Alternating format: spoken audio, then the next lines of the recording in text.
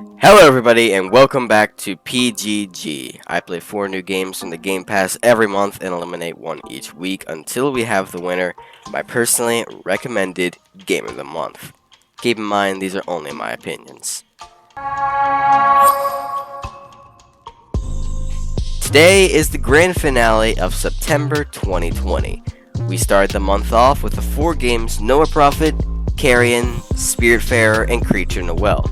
And spoiler alert, if you haven't seen those, I recommend you go catch up with the series before you watch today's episode.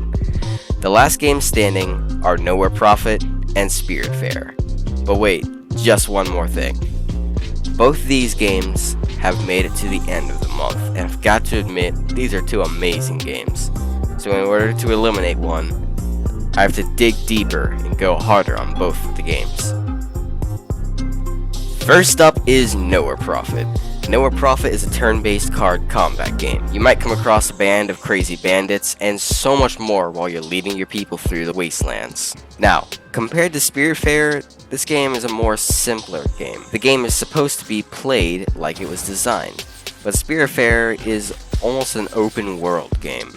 How is this supposed to be a fair fight?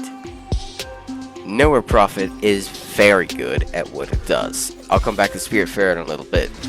When making a game like Nowhere Prophet, you need to make it new and fresh every time the player comes back, in order to keep them coming back. They do this not by updating the game every week, but by making the scenarios you'll inevitably fall into different every time.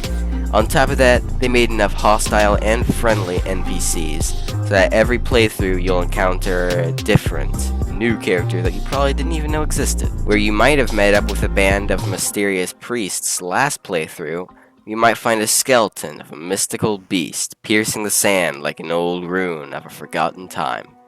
They do this also by making multiple choices, which leads you to different stories. Wait, it's like a choose-your-own-adventure book, but it's in a game. It feels more real than Spiritfarer. This was a genius move on the part of Shark Bomb Studios. In an open-world game, life goes on. You could be traveling in the woods and see a squirrel gathering nuts, or a bear and a mountain lion fighting it out. Life goes on. You can almost get that same feeling in this game. Now, I'm going to talk about the combat. When I got to the end of the first map, I had gone through some pretty easy battles. Throughout that time, I had developed a strategy to winning them. Since I had so much health and they had so little, I would ignore the enemy soldiers and only attack the enemy boss. By defeating the boss, I would win. Yeah, my soldiers would get killed eventually, but I would win, so it didn't matter. But when I came to the final boss, I was destroyed. He started off with more stamina than me, so I had basically already lost the battle. Stamina is basically how many cards or soldiers you can put down. I guess what I'm trying to say is that when fighting the other goons you might stumble across in the first map, there's basically no strategy needed to win. But when fighting the end boss, you need to have a good mix of finishing off the enemy soldiers and their boss. And that's why, spoiler alert, Valorant won last month. I needed to come up with different strategies for that game. Valorant was a challenge, but it kept me coming back because I knew it was a challenge not because the game was off, like West of Dead, but because I needed to grow and to become better. Next on the list is Spiritfarer. Some could call this game an open world game. It's a massive world, and boy does it take a lot of time to explore.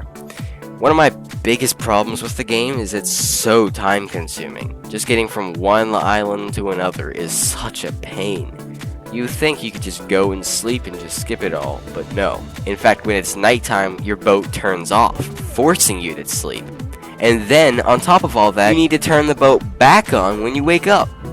Sometimes I find myself wishing there was something to do in the game, or at least something else that doesn't require the whole boat thing. Or even something to do while sailing. I feel limited to what I can say to the people in the game. The recipes in this game are also kind of strange. I've only ever made 2 things, and popcorn is one of them, only because the tutorial told me to. I mean, I haven't fed Stella in at least a month, and she's still alive and working. That's how complicated it is. I also need to time the food perfectly or something when I'm cooking it. I don't know. On top of that, when I made a cranberry for this deer guy that hangs around on the boat, He said it wasn't cooked enough, so I gave up on it. And when I offered him more popcorn, which were leftovers, he said he doesn't eat anything twice. I'm like, okay, then why don't you make the food for yourself? It would save me a lot of time. But it turns out he doesn't know how to cook either. So as you can see, we're all set. A crew of 2, and nobody knows how to cook. Alright, besides the cooking system, let's talk about upgrades. Currently, I'm still on the great journey of searching for lightning in a bottle, which I'm convinced doesn't even exist in the game. I can't get the upgrade until I find it. Not once, not twice, not 3 times, 4 of them. Yeah. Even if someone was selling it, I probably couldn't even buy it because I realized late in the game that the currency is something jellyfish drop when they die. I mean, who came up with the idea of using dead jellies as money? The jellyfish are like, give this to my family. And I'm like, alright, this will give me about 1/20th of a plank of wood. I love my job. Really, Thunderlotus, did you have to use jellyfish remains as money? So right about now I have somewhere around 1,500 of these things. To buy anything I'll need to triple that. Everything, and I mean everything, is so expensive in this game. Alright, it's elimination time.